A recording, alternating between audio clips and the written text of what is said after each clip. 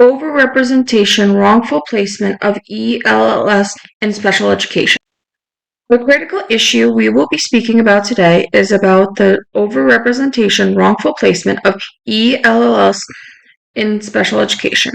The overrepresentation ELLs students is very present in the United States because throughout the United States, all 50 states presented at least about 10.4%. There's probably even more now in 2023. This study was explored around 2020-2021. In New York State alone, there was about 8.9% stated by the National Center of Educational Statistics. First, we should discuss what does ELL mean. This term is used to describe English language learners. In Pennsylvania, this term is ESL, which stands for English Second Language, which this term represents the same category of students in the school districts, like students that come from other countries, students whose communities speak a different language outside of the school setting. In the article by National Center of Educational Statistics, it states that students who are identified as English learners, ELS, can participate in language assistance programs to help ensure that they attend English proficiency and meet the academic content and achievement standards expected of all students. ELLs students that are in special education, this is probably a small amount, but a decent amount of students who make up the category of percentages of students in New York State. In specific, ELL students with disabilities are represented as 21.9%. This is the category that students are in ELL and have an IEP. ELLs students who need also individual educational plan can have this plan be implemented because ELLs students is part of the special education classroom. There's an overrepresentation of ELLs students in special education.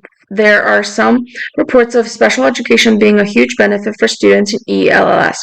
With special education, the students who are in ELLs, some of them would benefit in an IEP, which would allow them to have services by occupational therapy and speech.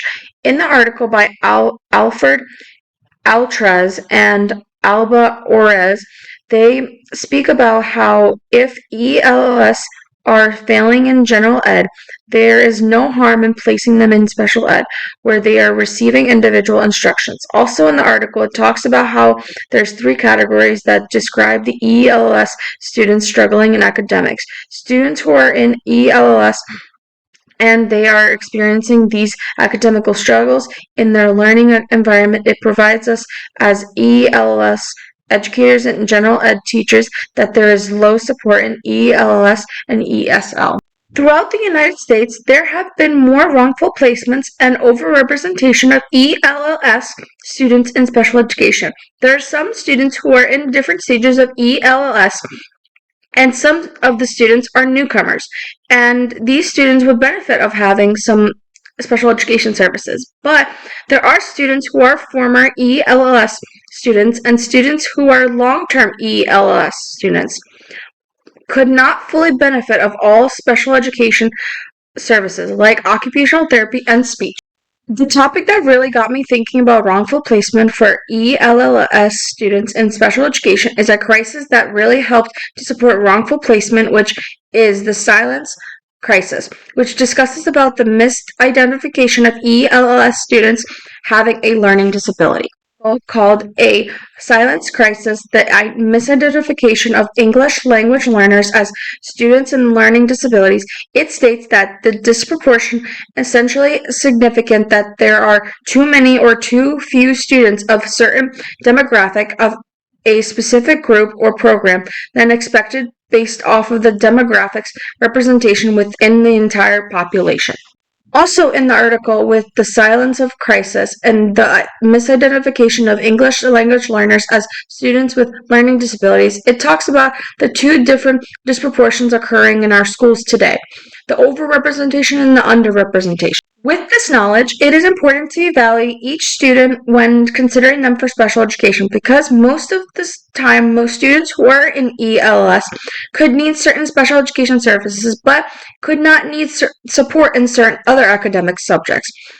I have this knowledge, it allows the educator to have more awareness of which students qualify for special education services like IEPs for students in ELLs and ESL.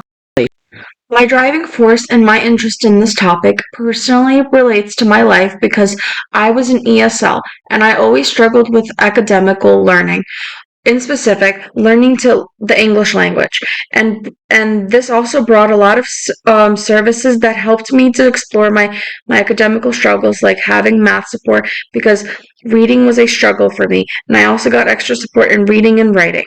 In specific, was not in special education and was not considered to be an ELLs with disabilities, so I did not have an IEP. But in the schools that I do observe today, I can see more and more students who are in ELLs do have an IEP because a lot of them need the extra support in special education services like resource rooms and speech and occupational therapy and writing. Some ways that I would observe in addressing an issue of overrepresentation, wrongful placement of ELLs in special education is to ensure equity for all students is through providing the students with an assessment on ELLs skills, then retesting the ELS student that are in the special education to see their IEP's needs to be changed for the next year or adjusted for the ELLs students' needs for academical struggles. Also, to ensure equity for all students, educators should have different approaches towards the ELS in special education and their IEPs because each student has a different special education service. This critical issue of overrepresentation, wrongful placement of ELS students in special education has taught me that we as future literacy teachers and special education teachers, we need to assess and analyze each situation with students in ELS because each student might not need special education services like occupational therapy. A lot of students in ELS and that are in special education will need speech because this is where they learn how to properly sound out words and learn phonics and phonetical awareness. Also in the future, literacy teachers and special education teachers, it is crucial to have each student be part of the IEP meetings because so that they are fully aware of what types of educational plans they are going to be receiving during their learning experiences.